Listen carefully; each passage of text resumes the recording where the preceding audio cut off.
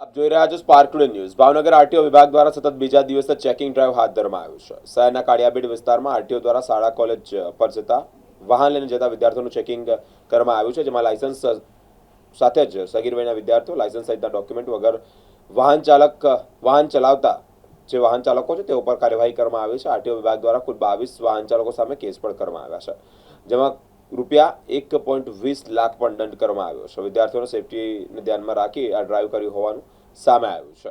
આજ રોજ આજે પણ માનનીય કલેક્ટર સાહેબ તથા આરટીઓ સાહેબની સૂચનાઓ અનુસાર શહેરની વિવિધ સ્કૂલોમાં ચેકિંગ ઝુંબેશ હાથ ધરવામાં આવી હતી.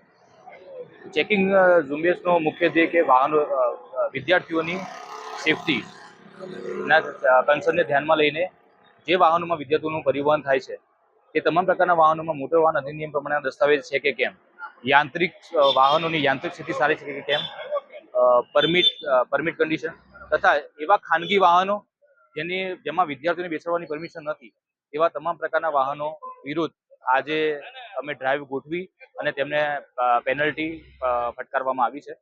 અને આ ડ્રાઈવ અમારી સતત રોજે રોજ શહેરના અલગ અલગ જગ્યાએ શરૂ જ રહેવાની છે.